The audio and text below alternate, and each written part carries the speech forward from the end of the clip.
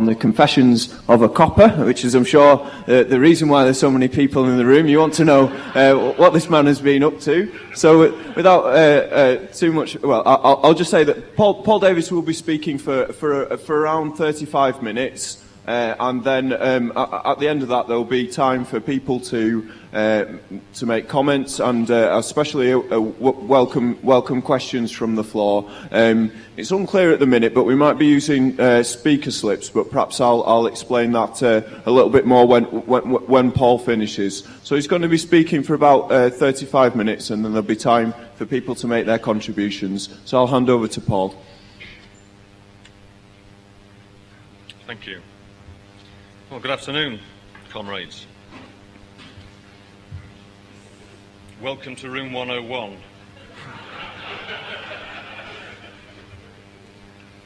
My name's Paul Davies, and I am both an ex-serviceman and an ex-police officer.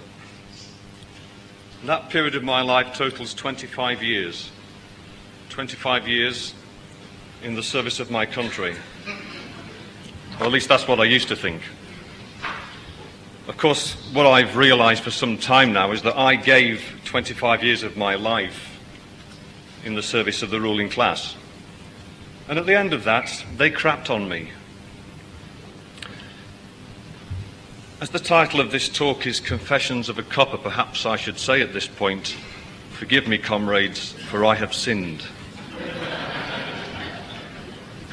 I'd love to say it's nice to see so many of you here, but I can't, because it's not. Nothing personal, but standing up here as an ex-police officer in front of a bunch of Marxists is terrifying, so please bear that in mind. And if you want to throw eggs, can you make sure they're organic? Well, from 1977 till 1995, I was a member of the West Midlands Police. Do I hear an intake of breath? I think next to the Metropolitan Police, the West Midlands is probably the most notorious for its violence and corruption. Its claims to infamy include the wrongful conviction of the Birmingham Six and the Carl Bridgewater murderers. And of course, those cases were overturned after these people had spent years inside. Of course, there was the Serious Crime Squad that was disbanded back in 1989. In fact, things got so bad at one point that I understand the Metropolitan Police had some T-shirts done which said, "Thank God for the West Midlands" on the front. But things haven't got any better. I was reading recently that since New Labour came to power, there have been 325 deaths in police custody. And the West Midlands has the second highest rate of deaths in police custody. Mikey Powell being only the most recent. But what is significant is that no police officer has ever been convicted in connection with the death in police custody. But I'm not here to give you a political lecture on the police today. I'm here to tell you about some of my experiences and what I've learnt from them. I should say that this talk comes with a health warning. I was going to say a government health warning, which is probably more of an anti-government health warning. But it's not just that you may find some of what I have to say offensive, but some of what I'm going to say is offensive. I should point out that it's 9 years now since I was discharged from the police, and it's actually 16 years since I policed the streets of inner city Birmingham. And no doubt some of you will have some expectations of what you're going to hear today. And I've given some thought to what some of those expectations might be. You might, for instance, want to hear me confirm as an insider that people get beaten up in police stations. Well, yes, they do, but I don't think you really need me to tell you that. But I can answer that by telling you what it actually feels like to be a police officer. I also want to try and differentiate between individual police officers and the police as an organisation and as part of the establishment. So why do police officers behave in the way they do? Well, my experience is they're generally a pretty cynical and miserable lot. But perhaps we shouldn't be that surprised. The very nature of police work is negative. 90% of interaction with the public is based around some sort of conflict. And you see every day, in stark contrast to your own comfort, the effects on ordinary people of unemployment and poverty, lack of education, lack of opportunity. But you, as a police officer, are the focus of their anger because you represent the system that caused them to be there in the first place. Some, possibly most, police officers deal with that by shutting it out, by acting hard, by blaming the victims, even worse. But if you've any feeling at all, dealing with that on a day-to-day basis can be emotionally draining. But let's consider the sort of person that becomes a police officer. Let's start with me. I come from the mining village of Calverton in Nottinghamshire. My granddad worked down the pit, my dad worked on the surface, and I only escaped going down the pit by joining the RAF when I was 16. I had no educational qualifications. But after 7 years, I bought myself out of the RAF, and then I joined the police because it felt safe. In any case, I wasn't qualified to do anything else. But the discipline felt comfortable. I was relatively well paid at that time. And as an ex-serviceman, they snapped me up. But I can honestly say that at that point in time, I was 23 then, I did believe that I was going to be providing a service to the community. Well, any ideas like that were quickly knocked on the head. My first superintendent said in no uncertain terms, "You may have heard us referred to as a police service, but we are a police force. Make no mistake about it." But what I noticed was that unlike the military, where virtually everybody else came from a similar working class background, that is everyone, apart from the officers of course, but in the police people came from all different sorts of backgrounds. There were people from industry, there were ex-miners, there were ex-teachers, ex-servicemen, there were people with no education, there were people with master's degrees and even doctorates in some cases. But from 1979 onwards, what was common to all of them was the fact that it was the pay and conditions that was the big attraction. But the argument that police officers are workers in uniform simply doesn't hold up, because those improvements that came about in pay and conditions weren't due to struggle, they weren't due to collective action, they were granted by the state because of its need to protect its interests. The very nature of the day-to-day experience of the police pits them against the working classes and against the oppressed, not against their bosses. But recognising one's position as the strong arm of the state gives one a great feeling of power. I like to think of myself as being quite sensitive, and there were those like me, but nevertheless, the police is full of thugs. But even as a constable, the role of the constable and the power that's given with that is immense. It gives authority on mere suspicion to stop any vehicle, to stop and search any person, to use physical violence, to ask personal and searching questions, and worst of all, to take people's liberty away. And that fact clearly attracts those with a propensity for bullying and a craving for power. Now, we were told that our first job was the protection of life and then the protection of property. But there's no doubt in my mind that it was the protection of property that was the mainstay of police work. But what they really meant was the protection of those who own property against those who don't. And in reality, it even went beyond that. It meant the protection of those who look as if they should own property against those who look as if they shouldn't own property.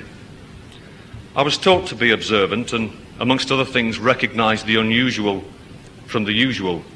That meant in reality that a black person driving an expensive car, which according to the stereotype should be beyond his reach, must be up to something. And so black people, the unemployed, and many young people formed the stereotype of the criminal. The other side of that was that when I joined the police, I lost a lot of friends. Those who did remain loyal, nevertheless, viewed me with suspicion. Their attitudes changed towards me. They wouldn't tell me anything, just in case. But this alienation, if I dare use that word, causes police officers to mix exclusively with other police officers, and so that just serves to reinforce the narrow and negative attitudes towards society. But it's amazing how many of those beliefs and views are applied when it suits and not when it doesn't suit. Hypocrisy is rife. And my early experiences in Birmingham were quite an eye-opener. For example, my first inspector had a drink problem. and on night shift he was never sober. In fact, he was such a liability that the sergeants would lock him in his office rather than take the risk of having turned up pissed at an incident. We had on each shift a fast response car that was staffed by 2 advanced police drivers, and on the shift that I worked, one of those drivers was always well above the legal limit whilst driving on duty. Shortly before my first Christmas in the job, I was working nights and we were going to have a Christmas dinner, cooked by the women, of course. And at roll call, I was instructed to go out in my police car and go round the pubs and scrounge beer for our Christmas dinner. I refused, even as a probationary constable, but it wasn't a problem because somebody else did it. And the police station I worked at stood on a junction, and on every other corner was a pub. Now, having prosecuted licensees on a regular basis for allowing drinking after hours, after a late shift, we would go into the back of one of these other pubs and drink till the early hours of the morning. But on one occasion, unfortunately, I wasn't there. This back room was full of detective officers and there was a murder in the bar.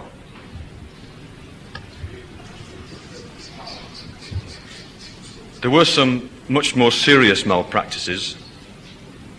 One of them was called a consultation, and this would happen where if an officer had arrested somebody in the course of the scuffle, perhaps got a very slight injury, let's say a bit of reddening to the eye, if this individual that had been arrested was going to end up going to court, the officer would go very regularly with another officer to a quiet room somewhere, and his colleague would smack him in the eye to make the injury worse.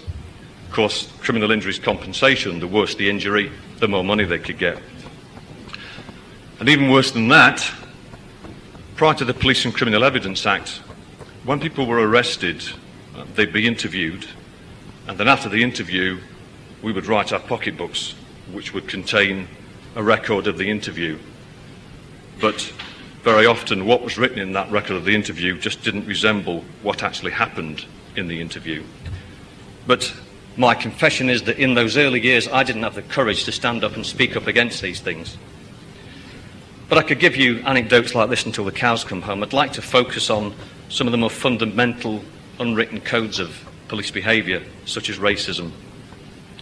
My introduction to the West Midlands was blatantly racist. I was on a 1-week induction course, and the sergeant from the division to which I was posted came and asked to see all the new F Division officers, and I'll quote to you his words to us. "Welcome to the West Midlands Police. My name's Onions. It's not O'Nions, it's Onions. You're all coming to the most violent division in the force, and you're all going to be assaulted at least twice during your first 12 months. The enemy is black, wears woolly hats, and trousers up to here. I'm not prejudiced, I just hate the bastards." Now, I heard those words 25 years ago, and I remember them verbatim. So don't wonder why racism is perpetuated in the police service. Imagine the extent to which those words would influence the attitudes and behaviour of every batch of new police recruits, and many of them were kids at the time. During the next 2 years, this message was frequently reinforced. We'd get visiting speakers from this squad and that squad, and there were plenty of squads in the West Midlands. And frequently they'd look around the class, and on detecting that all the faces were white, they'd proceed to tell a racist joke, assuming that nobody would be offended. Of course, white police officers wouldn't be offended by a racist joke, I hear you say. But I can assure you that it wasn't always the case, but the few who did have the courage to speak up in those first few days soon learnt to shut up. But by far, the worst racist incident that involved people that I knew and worked with concerned the death of a young lad who was frequently involved in crime on the area that I worked. He was poor, he was of mixed race, he was uneducated, he had no chance. His last crime was an attempted robbery on 2 young Sikhs, one of whom pulled out a knife and stabbed him. They then called the police. Some of my colleagues attended, and when they got back to the police station, they were celebrating the fact that this young lad was no longer going to be a problem. And they bragged about how, having called an ambulance, they stood and laughed as he lay dying. But obviously racism doesn't apply uniquely to the police. To keep myself sane, I tried my best to socialise outside the job. I joined a civilian rugby club. And most of the players were workers at Cadbury's factory at Bourneville. Knowing that I was a police officer, they assumed that I was racist, and if I was running and wasn't running fast enough to tackle somebody, they'd shout, "Pretend you're chasing a nigger." So I was surrounded by it, and even though it wasn't from the police, it was connected with me being in the police. But I think black officers particularly had a hard time of it, often being referred to by black members of the public as chalk ice because they were white inside. Asian officers' names were always anglicised. Arshad became Archie, Devindra became Dave. The desire to fit in was very strong. There was a tendency amongst white officers to buy the Robertson's Golly badges and wear them on their ties. There was one very young black female officer who got one of these badges, and she painted its face and hands pink and wore it on her tie, which I thought was brilliant.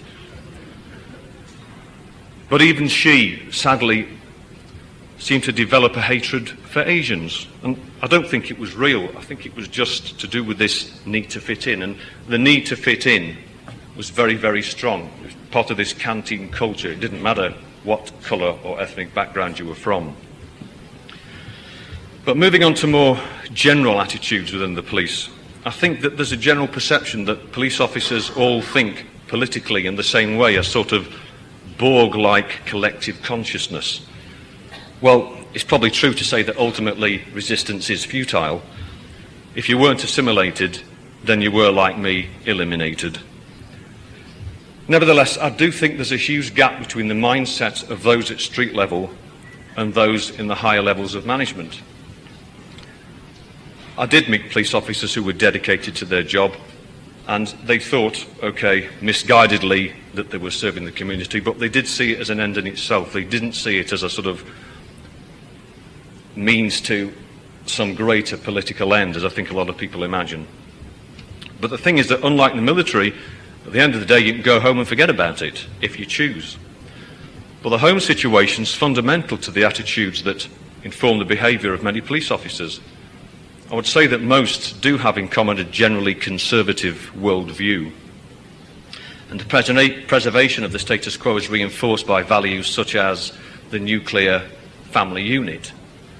But it's amazing the extent to which that myth permeates all police work. My experience is that most police officers hold this value as nothing less than sacred, and any behaviour which transgresses it is pursued with a zeal bordering on the murderous sometimes. It's interesting that people arrested on suspicion of any sort of offence concerning homosexuality were treated with the same level of malevolence and violence by male police officers as people who've been arrested on suspicion of child sexual abuse. But this myth has a built-in contradiction. When men were arrested on suspicion of raping a woman or sexually assaulting a woman, they were very frequently treated very casually, whilst the victims were treated with suspicion or even contempt. I never heard of a man being beaten in the cells because he raped a woman. But the male attitude towards homosexuality extended right into management as well. For about 6 months, I worked with an officer who I liked personally and whose attitude toward the public I found refreshingly liberal. Now, one day, a woman came to the police station to report that her husband was having an affair with one of our officers. The general assumption was that it was one of the female officers, but it was in fact this colleague that I've just mentioned, who was indeed having a relationship with this woman's husband. In the circumstances, he decided to come out and was immediately transferred, or at least they tried to, because nobody wanted him. And the response from the inspectors at the different stations was, "We don't want this filthy queer on our shift." And it was a long time before he was actually accommodated. Now, I'll confess that up to this point, I did suffer from what I hope was only a mild degree of homophobia, but this incident changed things for me, because I thought, do I suddenly stop liking this man? Do I succumb to the pressure to ostracise him? And I couldn't do that. I think it was the first time that I actually stood up for myself and stood against something which was part of this canteen culture of the police. Prior to that, I'd worked on Vice for 12 months, and part of our brief was, in essence, the harassment of men in public toilets for engaging in homosexual acts, one of which was the offence called importuning for an immoral purpose. And a lot of time and resources were spent on pursuing this heinous crime. And it could involve as little as standing for too long at the urinal whilst holding one's penis and looking around at other men in a way calculated to attract them. This clearly left lots of space for interpretation. Most of the men that were arrested were married men, and in the hope that their families wouldn't find out, they all pleaded guilty and could be dealt with, hopefully, in their absence or by a caution. They all pleaded guilty except for one, and that one not guilty plea led to my comeuppance. There was a court case, and I was giving evidence in the box. Now, the other officers had put in their evidence that the man was masturbating, and I put in mine that he appeared to be masturbating because I couldn't see his penis. And the defending solicitor said to me, "What do you mean, officer? He appeared to be masturbating." I said, "Well, it was obvious to me from his actions that he was masturbating." "Well, what were his actions, officer?" Well, I could see his hand moving up and down." Which hand?" "The right hand." "Show the court what you mean, officer." The three magistrates were elderly ladies, and I had to give a demonstration. I'm pleased to say the defendant got off.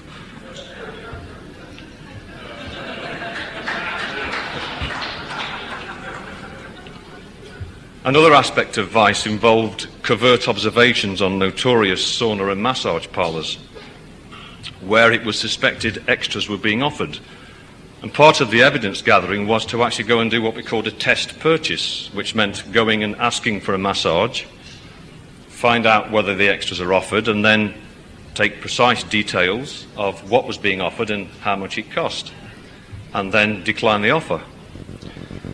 Unfortunately, one of my colleagues, the same colleague who was always drunk on nights, couldn't resist and accepted the offer, and of course everything went to pieces. But the idea was that if this was done properly, there would then follow a period of observation on the outside where everybody would be filmed going in, all the car numbers would be taken, and this would culminate in a raid if we knew there were going to be lots of people inside.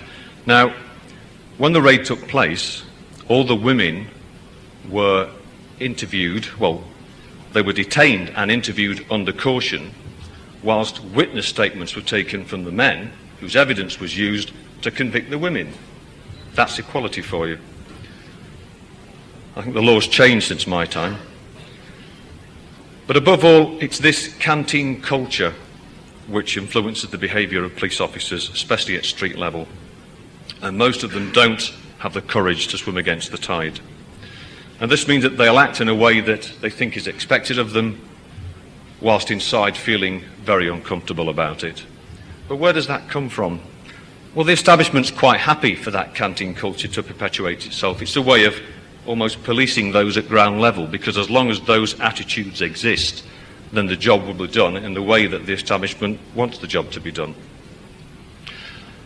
It's interesting that most police officers, whilst not being political in any informed way, do tend to see themselves as being outside the boundaries of class. And that suggests to me an acceptance of their role as the arm of the state. Being a police officer is something unique, and that shared experience they see going beyond class. It even goes beyond national boundaries. In essence, any police force has the same role anywhere in the world. It's to uphold the power of the ruling class, whatever the political system in force. But that doesn't necessarily make the individual police officer feel powerful. Obviously, in theory, at the end of the day, you've got a power of arrest, which you can use in almost any circumstances. Indeed, quite often out on the street, if there was a large incident involving a lot of people and a lot of violence, people would be arrested. And it was only afterwards at the police station that we decide why they'd been arrested and what they were going to be charged with. It was called the Ways and Means Act. I don't need to sort of stimulate your imagination to think about the implications of that. But when I stood behind a riot shield in Handsworth, facing hundreds of very angry people throwing petrol bombs at me, I can assure you I didn't feel very powerful. I was shit scared. I'm glad we weren't armed, because the combination of fear in that sort of situation and access to a firearm is a lethal cocktail. I don't need to remind anybody here about what happened in Genoa. Don't get me wrong, the officer responsible for killing Carlo Giuliani should be held responsible for his actions, as should any police officer in that situation. But the fact that Berlusconi gave him a free holiday in his villa reinforces the fact that focus of our anger should be on the system and not on the individuals. Having said that, just because I was scared and many around me were scared doesn't mean that everybody was. There's always been the option for those more aggressively inclined to become members of permanent or full-time riot squads. Many of you will remember the SPGs and other names that these squads were given, and they gained notoriety during the late 70s and early 80s. It was interesting for me to stand on the other side of lines of police riot shields, as I have done several times since. First time was at Brighton, at the Labour conference, and I thought, shit, they looked scary. So maybe they were scared and I was scared, I don't know. But from 1982, training for public order did take on a much more aggressive tack. We were being trained for what they called mutual aid, but we were actually being prepared, I can see now, for the miners' strike. 3 years before we knew there was going to be a miners' strike. 3 years before we knew, they did know. But this brings me to the most crucial area, I think, of policing, and that's training. Many times over the years, the police has reviewed its training, usually when there's been a major incident, when the police have come in for criticism. I think the best example of that in my time was the Scarman report, which was just after the early 80s inner city riots. And that report, like so many others, criticised the police for racism, amongst other things. And training, as ever, was highlighted as the area where this needed to be addressed. Well, I went into training in 1989, and I was running one-week courses of new recruits. And I had a collection of individuals, full of enthusiasm and intelligent questions. 10 weeks later, having been to a district training centre, I got them back again. And I couldn't believe they were the same people. I had a bunch of dyed-in-the-wool coppers, with all the narrow-minded attitudes and verbal cliches that go with it. They already had, they thought, a firm idea of what their role was and what the public expected. It was only when I questioned them about what they meant by the public that they really meant the white, middle-class, propertied public. Anybody else was a tow rag. What was frightening was they hadn't even been out on the street yet. Such was training at that time. But one good thing that did come from the Scarman report was what seemed to be a serious attempt to improve police training and to change it for the better, rather than the here's the law, now go book 'em Dano approach of my early years. Police officers were being encouraged to examine their own attitudes. Now, most of them found that very threatening. But I attended a course to enable me to run this new training scheme, and I have to say that that course changed my life. As I addressed one attitude, it followed inevitably that I had to address my other attitudes, and over a period of time, my whole value system was dismantled and has been built again from scratch. Hence, I'm speaking at Marxism today. Who would have thought a police training course could turn me into a socialist?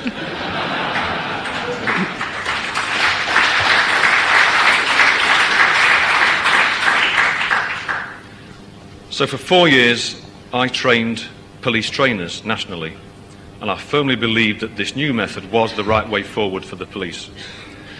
But it was too good to be true. Things soon started to go wrong. We were encouraging police officers to question not only themselves, but everything around them. In fact, they called us the Beard and Sandals Brigade. We were called trainers rather than instructors, and there were lots of jokes going round, like how many trainers does it take to change a light bulb? 1 to hold the bulb and 10 to share the experience. That was the sort of reaction we got from the establishment as a whole. But I thought it was working, and unfortunately, those at the top were threatened by what was happening. And of course, when the establishment feels threatened, it reacts. So the first step was to replace the director of the training school with a puppet, a new man with old ideas. He was followed by others, and at this point I made a personal commitment to stand my ground. There was a new female member of staff who was being subjected to discrimination on the grounds that she'd won a sex discrimination case against her own force, which very briefly was a case of she'd been through a selection procedure to inspect her, she got through it, but she discovered a copy of her report and someone had handwritten across the top, "No women this year." So she had a very strong case, but the establishment at the training school didn't like this, and they didn't like her feminist attitudes either. I haven't got time to go into all the details, but I decided to support her, and it seems I stepped too far out of line. They were obviously so threatened by her that they had to sacrifice me as well. And the upshot was an industrial tribunal 2 years later. But during that 2 years, we were subjected to the most horrendous program of harassment. Now, by this time, I'd applied for a civilian post, which would have been doing the same job, only for less money, of course. Within a week of instituting proceedings, I got a letter from the Home Office saying that the new post was no longer available due to cuts. And that was just the beginning. They interviewed my students behind my back. They interviewed my colleagues behind my back. They persuaded my colleagues to tell lies about me. They trawled my personal life. My mail was opened. I was followed on foot and by car frequently. I kept getting parking tickets, and I went to court and fought them all. I even got a poll tax bill for multi-occupied police accommodation. It just got more and more bizarre. But after months of this intimidation, I went sick on grounds of stress. And it was 4 years before I was signed fit again. But one of their actions had been to remove some posters from my office wall. Now, they were hardly revolutionary, a little bit controversial perhaps. They were out of The Guardian.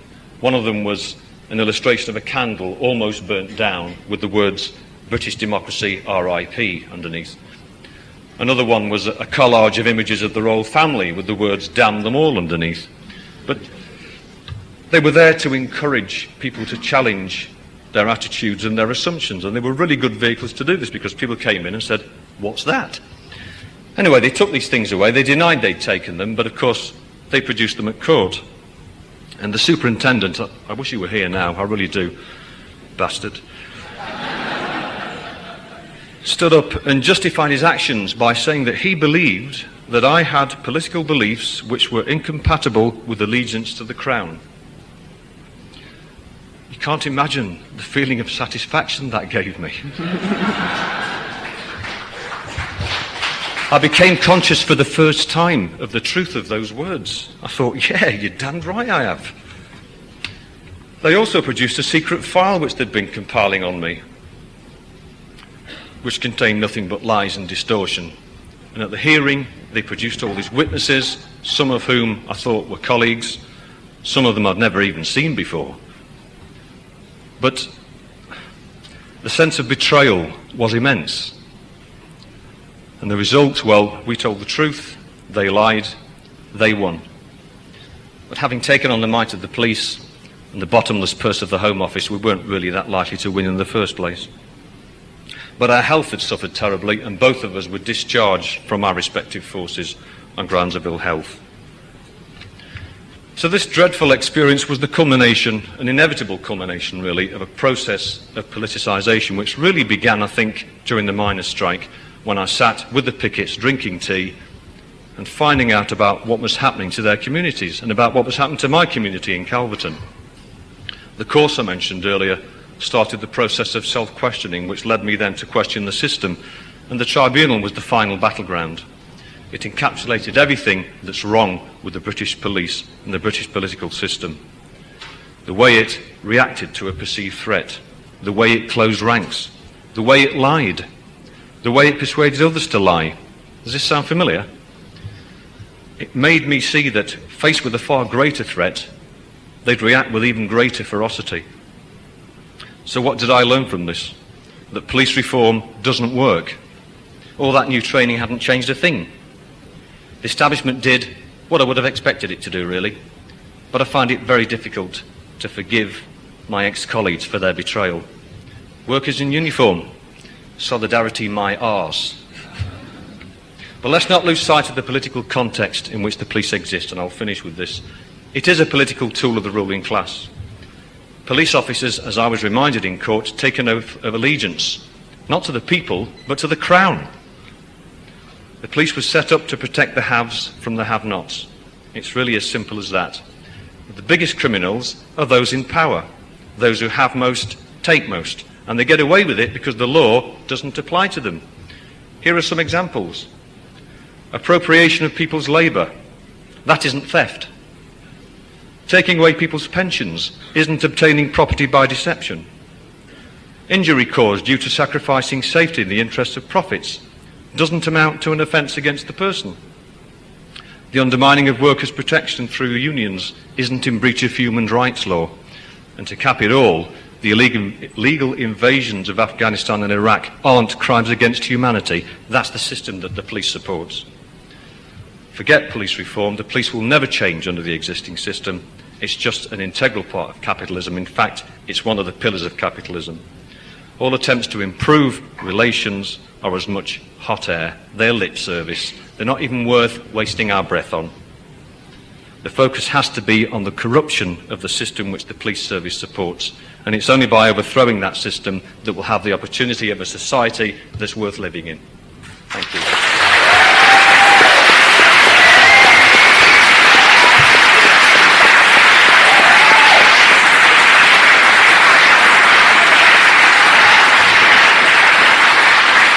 I'd like to thank Paul for that. I think that was very brave. Okay, I'm going to open the meeting up now to questions and contributions. I particularly welcome people who've got a question if they want to raise their hands. If you could keep them raised, because quite a few people in this room, if you're wanting to ask a question, and I'll just take your I'll take your name down or your position in the room. If you can just keep your hands up if you want to ask a question or make a contribution. Right, you're first.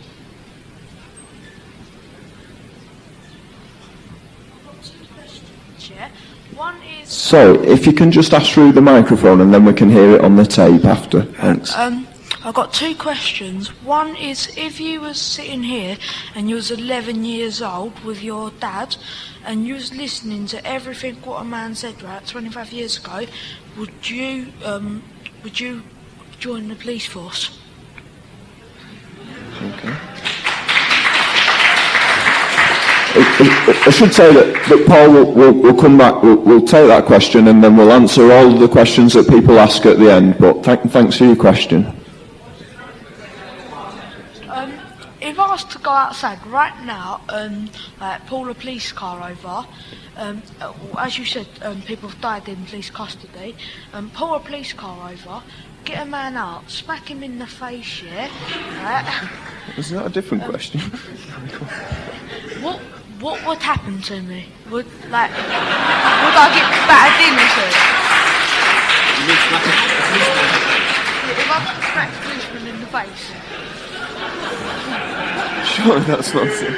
I thought he was asking if would you advise him? No. I heard a different question anyway.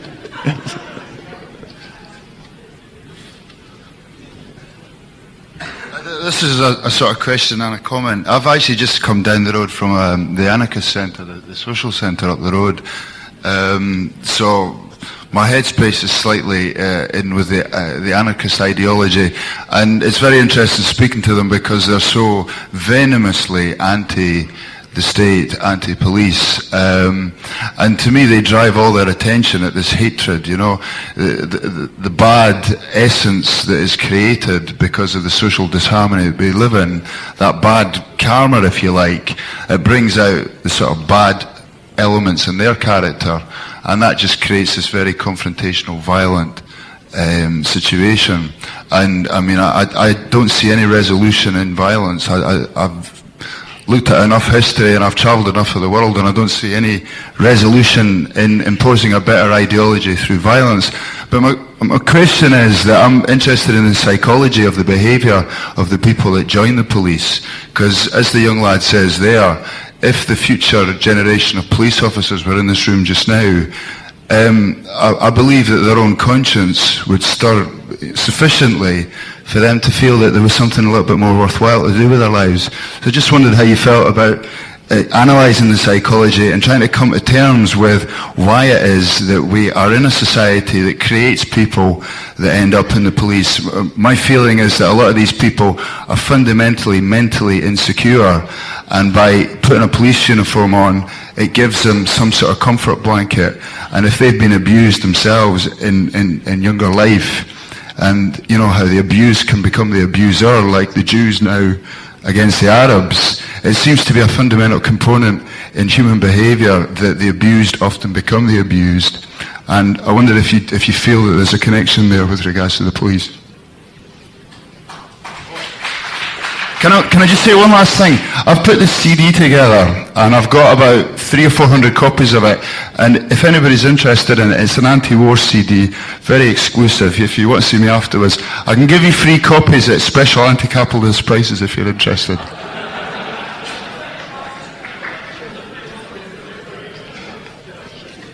I really enjoyed that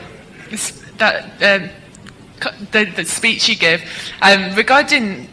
No, a couple of the things you said about women there, that makes me really angry to hear. I think it's shameful. You know, like I work with women who are involved in prostitution, and actually, you know, the total victims of society in a lot of ways, the people who they've come from deprived backgrounds, they've suffered all sorts of abuse through the childhoods, through the relationships, they've then got issues with addiction, they're involved in prostitution often to fund their habits and stuff, and at the end of the day, you know, that just seems to epitomise what's wrong with the police, because they're just going, it's really easy to kick someone when they're right down, isn't it?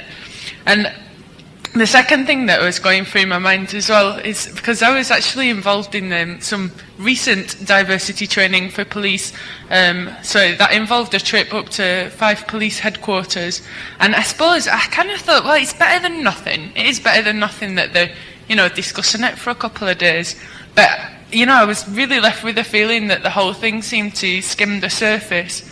The focus of the training, the way that the trainer addressed the question, was to make the police understand how people perceive them. So, you know, there's all these bad media reports, you know, so therefore people perceive the police as racists. At no point did he turn around and say, that I can give you some hard facts. Yeah, like black lads in London are 4 times more likely to be stopped and searched. Or let's look at the details of even one of the cases about Stephen Lawrence, Ricky Real, or Christopher Aldi, you know, the miscarriages of justice where people have been basically murdered by the police. There's a strange session called Community Interface where people from so-called communities like black or gay or whatever were brought on, I don't know, as sort of specimens to be like examined and asked questions. So, you know, and the way that the questions were directed to these poor individuals was sometimes, you know, just, I thought really, were really kind of aggressive and would make people, you know, I wouldn't like to be on the receiving end of some of the questions. Oh, you're black, what do you think about asylum seekers? Wicked, you know, like, can't you think about it?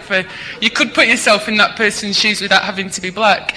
And I thought that, at the end of the day, the feeling that the people seemed to have was not that they were expressing it within that session, but you just had so much aggression coming from people, like they were just feeling really defensive, like we're here and we're just going to think even more about why we're going to defend our own backward ideology than about challenging it. So.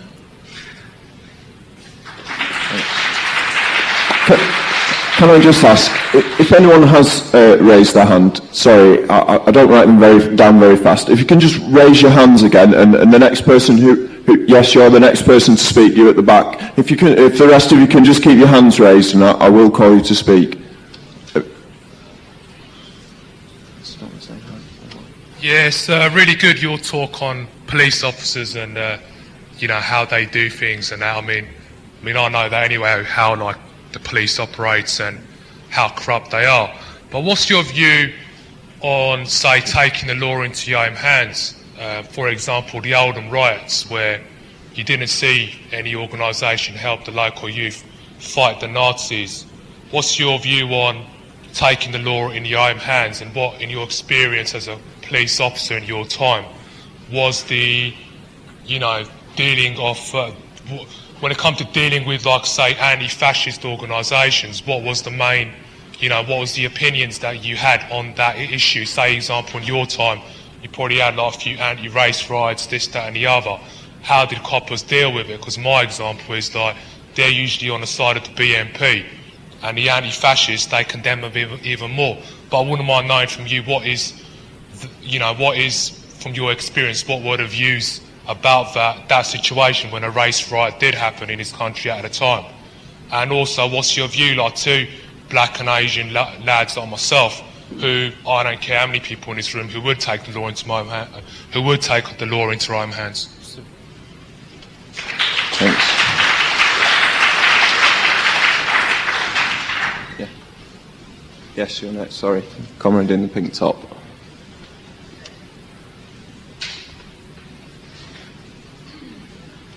Yes, I'm just like to say that I'm very glad that somebody like Paul Davies has come over to our side, because I think, along with the young comrade, the 11-year-old who got up just now, it gives us a lot of hope, that all is not lost in terms of the type of people, to come back to your question, who joined the police. But I think if you look at when the police were actually formed, which is over about 170 years ago, it came about as a specific time of industrialisation, a particular time in class society, where the ruling class had realised the army, who used to be used before to keep the working, the developing working class in its place, the army was no longer sufficient. We had the kind of Chartist movements and mass movements of people organising against the ruling class, which paved the way to the formation of the police. I think it's very hard for us, all this time onwards, to look at the police, for most people in this room anyway, to look at them as other human beings. We know their history of racism, we know their history of corruption, and I think it's absolutely true, as Paul has pointed out, that to say that the police absolutely cannot be reformed. They are an instrument of the state, and it's hopeless to try otherwise. But there are specific measures that have been put in place. He's also right to say, I think, it's not them as individuals, it is the system. If you look at the row at the moment that's going on between David Blunkett and I think it's the West Midlands Police, over whether that man should step down or not over the handling of the Soham murders. The police actually, as a result of the antagonism between the majority of us and the ruling class, who are in a tiny minority. And I'd like to just take heart, really, from the kind of resistance that we're seeing at the moment, the organisation that we've seen on the ground, the resistance in the anti-war movements and the rest of it, to give us some hope that at some point we'll have a society after socialism where we don't need a state, where we don't need the power of the state, and that those people amongst us can police ourselves, if you like, and to see a withering away, to see the end of the racist, vicious, abusive, coercive force that we have in place at the moment.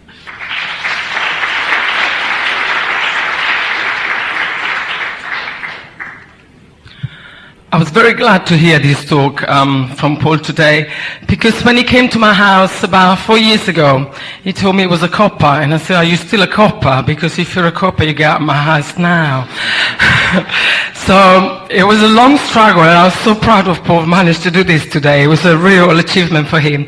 And the thing that I appreciated the most about his contribution was the fact that he really emphasized the importance of the role of the police in society. And I think there's so much similarities with the previous meeting earlier on that we had about terrorism and the state, because I think for me Marxism is a school of ideas. It's about possibilities of learning, ideas that we can take away in order to shape the world and help it to change it and involve other people in the process. And I think it's really important to be really honest about the institution we're working with, because it's very tempting to end up, in the situation like personalizing things, but it doesn't always offer the answers that we need to have. Because if we refer back about what happened in Italy, there was a big debate about that copper that killed Carlo Giuliani. He was a young man himself from the south, from a poor family, had no jobs, blah, blah, blah, blah, blah, blah.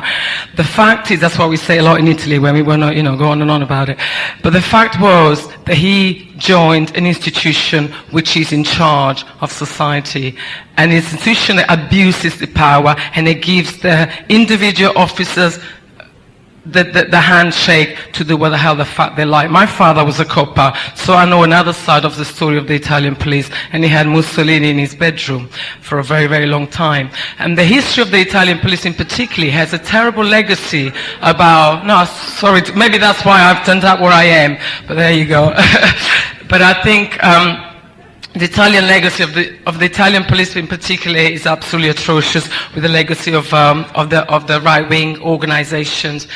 And I think that's why, despite the amazing work that Rifondazione did and the Liberazione Rifondazione paper in Italy, I think there was a missing link there, because they actually failed to analyze the role of the police in Italy. And the coppa that killed Caro Giuliani is still not held accountable for what he done. And I think it's really important now in the movement to carry on arguing, because the thing is, it is not about exactly what we were saying, where you're coming from as a coppa, how poor you are, and the decision why you've decided to join the force. It's the role that you're having while you're stealing that power, and the role that the establishments allow you to have in society. And it's historically, wherever you go in the world, I don't know if people have been in other countries, I'm sure we all have, the role of the police is always the same. I've never seen police doing anything on the side of the people, never. Never that I've read in history, in books, in films, in countries where I've been. And that's why I think we have to be clear whose side the police is on.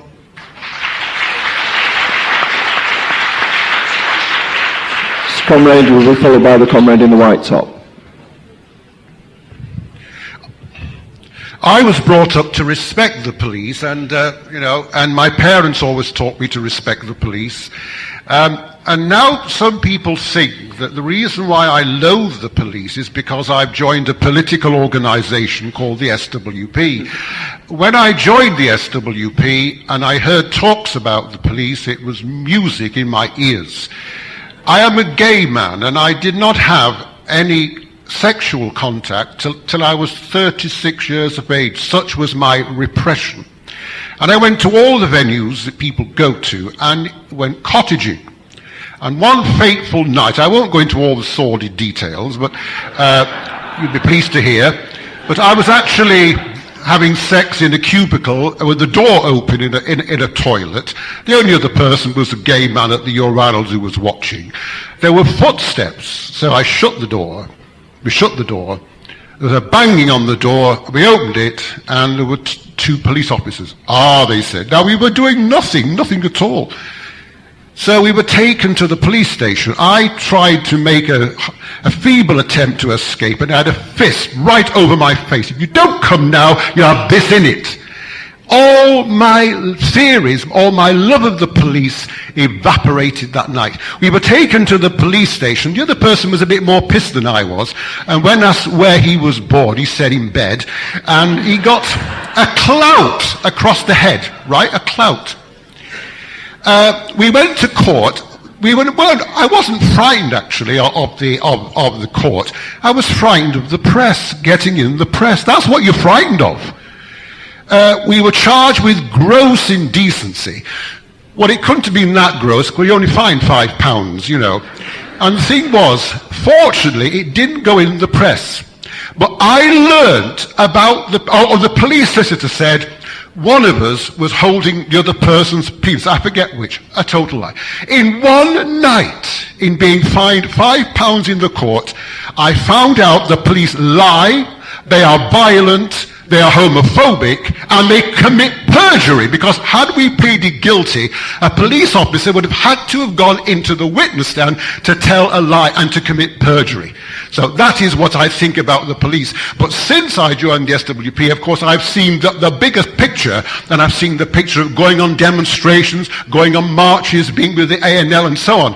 And I've really seen what the police are really like. So I would tell my friends that, it's not because I've joined an organization. From the age of 36, I found out what the police were really like, and this has been confirmed by my experience in the SWP.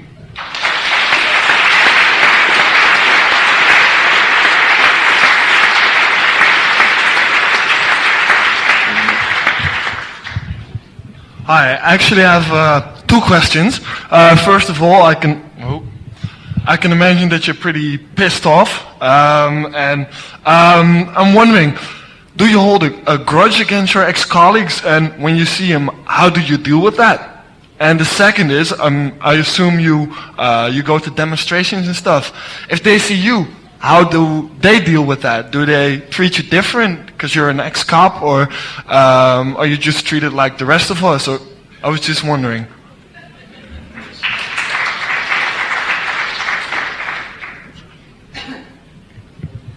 Okay, just before the next speaker speaks, there's a number of people who've just raised their hands. I will try and fit you in. If people can keep their contributions brief, we'll be able to have more time for discussion. Hiya. Unlike my previous gay comrade, I was brought up in Northern Ireland, a Catholic, and I was brought up to despise and hate the police. Unfortunately, 2 years after I got married to my wonderful husband, he joined the police force, and I have spent the last 15 years having to repress my socialist beliefs, and because my husband was very embarrassed about them. And I was very interested in Paul's comments that it was his training that taught him to challenge his socialist beliefs, because it's my husband's ever-increasing right-wing beliefs, as in all black people are bastards, all gay people should be shot, bomb the bastards in Iraq, which brought me to challenge my beliefs and become extremely more left-wing and go out and demonstrate, go out against the war, take my children on demonstrations and become an active member of the Socialist Workers' Party. So it was very interesting to me that Paul, being a police trainer, turned him into a socialist. Being married to a police officer turned me into a socialist. And unlike most of, my comrade Jax, if she was to split up from her husband and her husband was to break into her home, the police would come and arrest him. I split up from my husband 2 months ago, and my husband broke into my home in the middle of the night through my bedroom window with my neighbour, and I phoned the police to get him out. And in a normal domestic situation, the police would say, right, on your way out, you're banged up for the night. In my case, it was, come on, Margaret, love, you don't want him to get arrested, you don't want him to lose his job. Because it's a different world if you're married to a policeman. Thank you.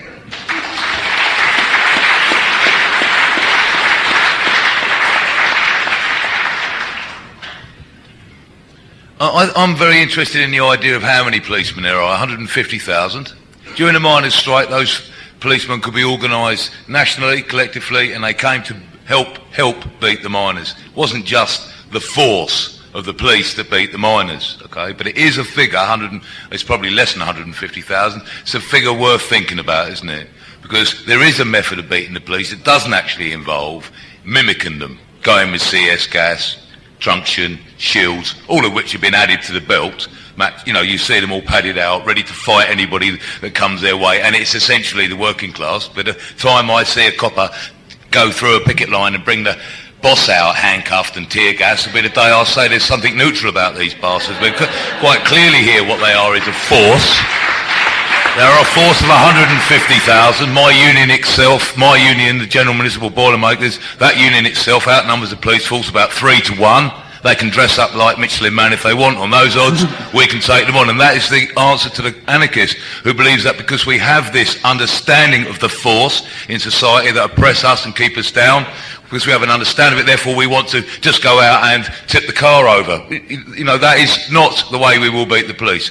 The way we will beat the police is by numbers, by isolating them, by forcing them to fight for each town that we strike in, and then we hold power over them, and we put them in the police cells and see how they like a taste of their own medicine. Soon change their minds. Next comrade is a comrade at the back in the team T-shirt, yeah.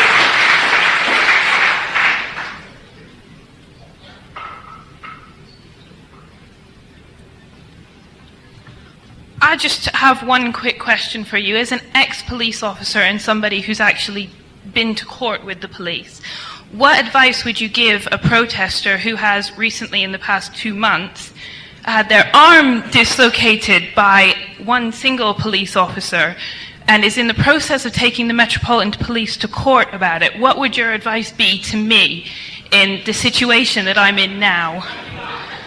Sue. Comrade at the back in the team t-shirt.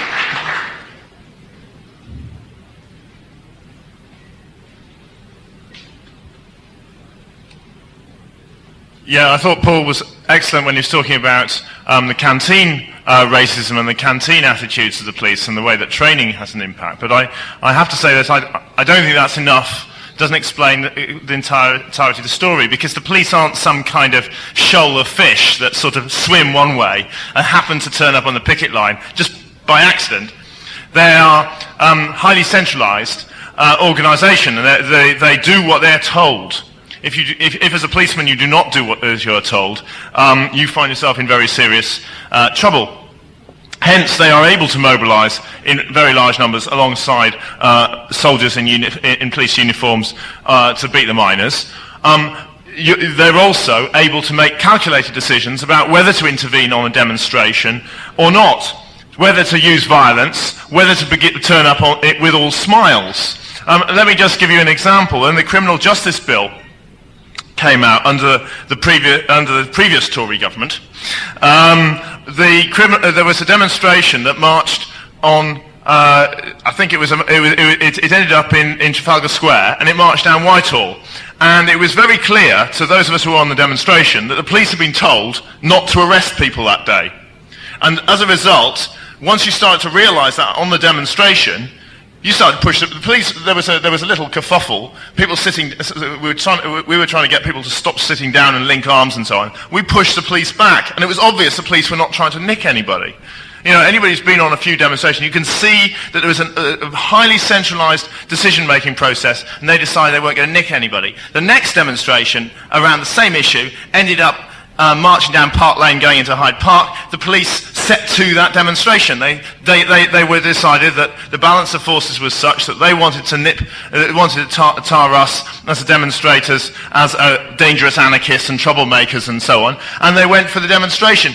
Irrespective of the politics of the demonstration, the demonstrators were the same demonstrators. It was 3 months later, and it was just before the thing was going to be made law, and the police were determined to show that they could keep the anarchists, that is us, everybody, working class people, down and implement the Criminal Justice Bill and show that their power. And you know, I think it's extremely important to bear in mind how much the police racism and police attitudes come from the top as well. Finally, the thing that really struck me about the Stephen Lawrence case was not the racism of the police. It was the fact that they didn't give a shit. I think that was the most telling thing for most people. When we were petitioning around, it was white working class people coming up and saying the police didn't give a shit. They weren't interested in prosecuting these murderous racists, but the fact was, they just, as far as they were concerned, it didn't matter, it was rubbish. And it seems to me that actually these ideas, and think that people can break down their attitudes towards the police very, very rapidly, because their experience of the police is, to a large extent, you know, people have had contact with the police and been treated badly. It's a question of whether people move from a situation of feeling fearful of the police to thinking, yeah, they are just like us, but they're actually scum. They can't sustain their arguments and they can't manage.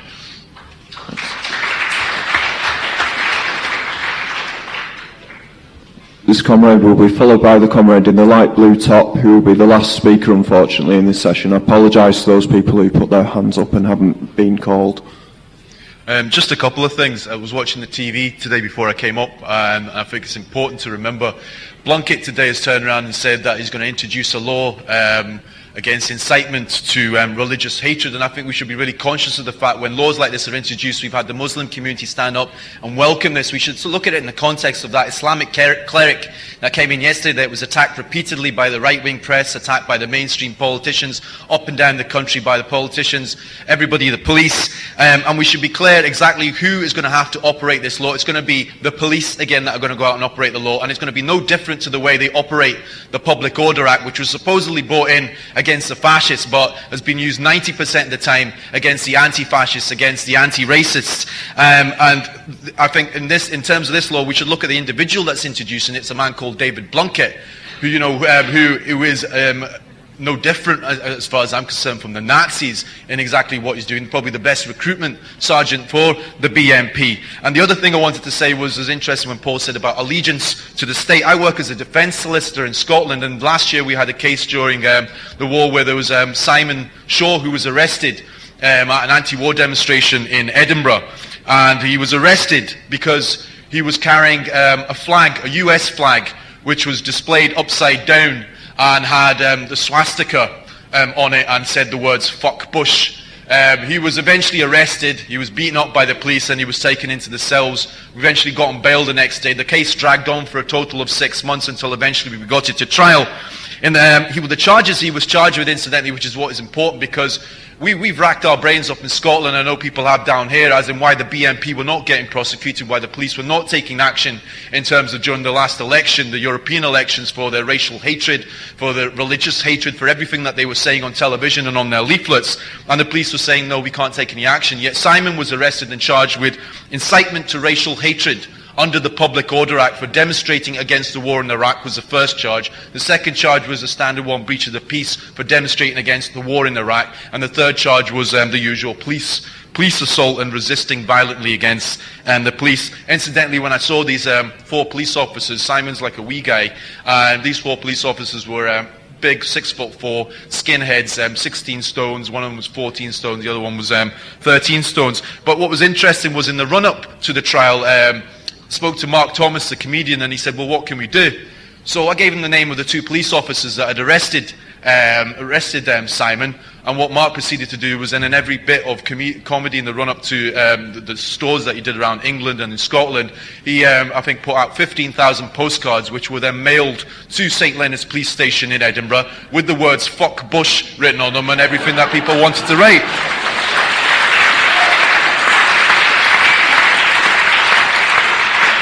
Of course, as a defence solicitor, I'm not recommending that. I wouldn't say that publicly, but what then Mark then asked was, well, what can I do next? And what we said was, well, these bastards have to be exposed, so what's the best way of doing it? He says, well, what if everybody's carrying the flags "fuck Bush"? So what he did next then was we organised a demonstration. I went along as his defence solicitor, hoping that Mark would be arrested so I could represent him. He came down to the police station. There was about 100 people piled up outside with the flags, not just "fuck Bush," but also "fuck Blair" and "fuck Saddam." And I had a list of dictators and all around the world, all of them. And then Mark, it's the first time I've actually had clients going up to police officers saying, please arrest me, please arrest me. Line after line after line, and then Mark proceeded to throw confetti at them saying, arrest me, arrest me. In the end, they took 5 of them in, and then they said, look, we're not interested in arresting you, you've had a nice day, just go away. And it actually exposed the fact that what was said in terms of the earlier speaker about the criminal justice bill demonstration, about demonstrations, when we are actually in a majority, when we're out in the streets, that's where our power lies. When thousands and thousands of us march, they cannot do a single thing about it. When the 2 million marched on February the 15th, they couldn't do anything about it. When in Florence, after Genoa, the fact that the police just melted away at the European Social Forum, they were there tooled up to the hilt as Robocops, but they melted away once the millions came out onto the streets. And I just want to say, in terms of the actual trial, the trial finished in the end, but what I will remember is Paul said about allegiance to the state. This was the bizarrest trial I'd ever been involved with, where when I asked the police, so why did you arrest him? The first police officer came on and said, because he was carrying the US flag disrespectfully upside down. The second police officer came in and said exactly the same. The third police officer came in exactly the same and said, and the fourth one came in and said, because he's carrying the US flag disrespectfully upside down. We tried to ask questions about whether they're pro-war or anti-war. The judge said no. In the end, the result was the fact that Simon was found not guilty of all 3 charges. And I think it's important that people realise when they go into courtrooms, we want the courtrooms packed out, we want demonstrations outside, and if a lawyer ever says to you, it's not going to help out, it does help at all.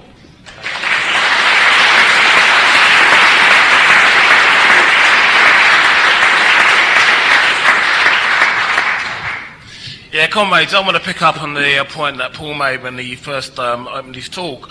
The fact that 325 people have died in police custody since New Labour have been in power. And I think actually that's quite a shocking, when you think about it, that's quite a shocking but not a surprising statistic when you look at the Labour Home Secretaries they've had, when you look at someone like Jack Boot-Straw, who, someone who says we want to clamp down on young hooligans and young thugs, until his own son is caught drug dealing in a pub and then he's goes strangely quiet on it. We see someone like David Blunkett as well. David Blunkett, This is someone who talks about nationality tests. This is someone who wants to force Asian people to talk English in their own homes. And it's not surprising that actually the police see it as a green light to harass people. You know, it's no surprise that stop and search amongst Asians has gone up by 300%. And what's really startling for me was that in the run-up to the June 10th elections was that all the mayoral candidates, all the main political parties, Ken Livingstone, Steve Noyes, all of them were falling over each other really to talk about how much police they wanted the streets, how they were going to increase police numbers on the streets.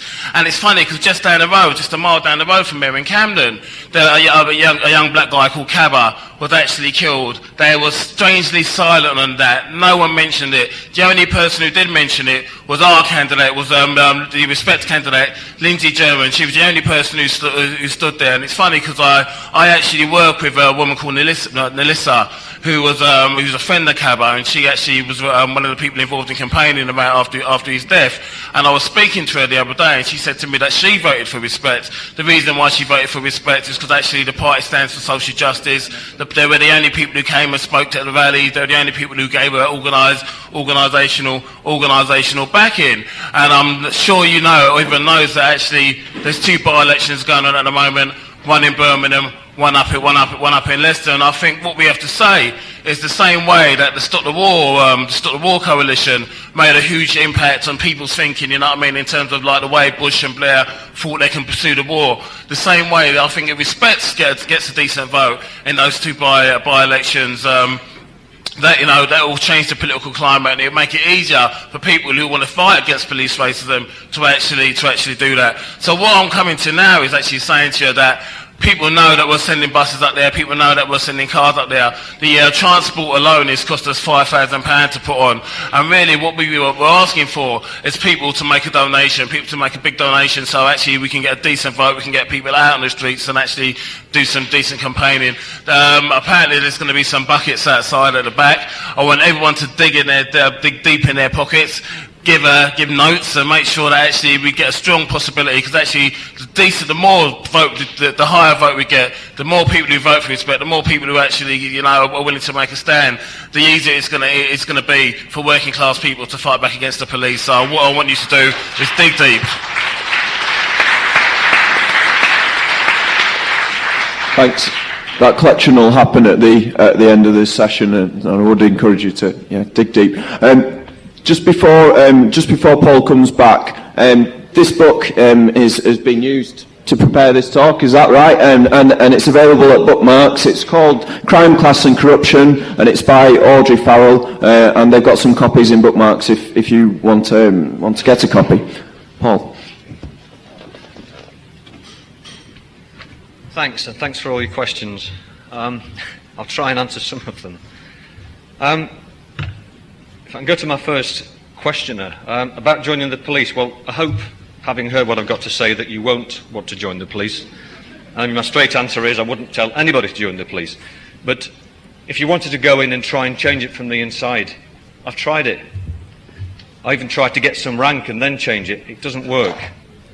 And the more you threaten them, the more they'll crap on you. So don't join the police, and don't advise anybody else to join the police. As far as going out there and hitting a policeman, I think you can answer your own question there, really, but I would just say that if I were the police officer's companion and you hit the other one, I would turn a blind eye. The second one, in relation to anarchism, there was a question about violence and young people wanting to join the police. Well, I suppose it links into the first question, really. But violence is part of capitalism. It's inherent. It's all around us. You put the television on.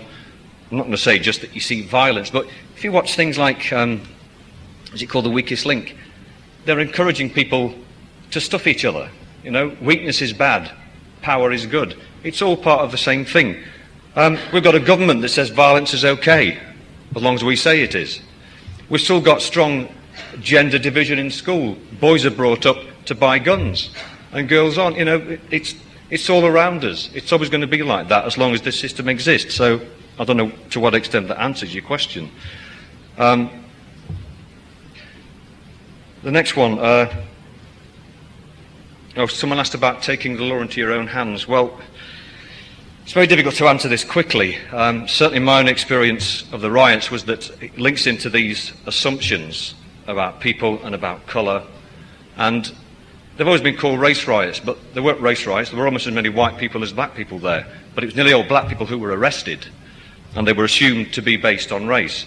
But as far as taking the law into your own hands, I wouldn't advise it. I wouldn't advise it because you're not white. Well,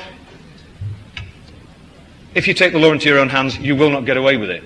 If you're white and take the law into your own hands, you might get away with it.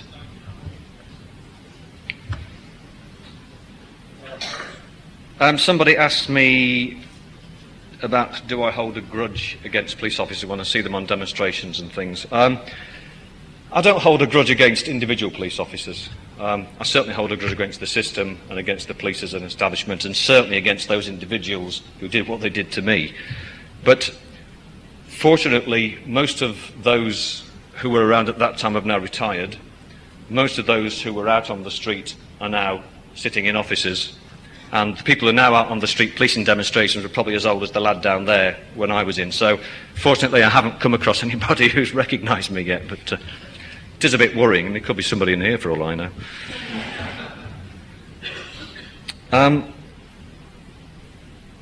Somebody talked about, oh yes, putting the police in the cells and giving them a taste of their own medicine. Could I just say, can you make sure that you put the police bosses in the cells first before you put the other ones in the cells? And the protester, where are you? The one who wanted advice, who's taking the Metropolitan Police. I can't answer this straight away, but what I would say was that if you want to see me afterwards, if you want any help and advice, I'll certainly give it to you. But go for it, that's what I'd say.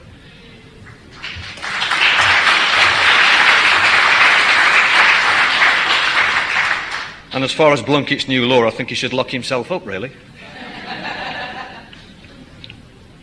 I just want to finish very, very briefly and just say that police work is a horrible job, and it creates horrible people, and I'm glad I'm out of it. But I am proud that I eventually had enough courage to stand up and face the system. But I'm also proud to be talking to you today. Thanks for listening.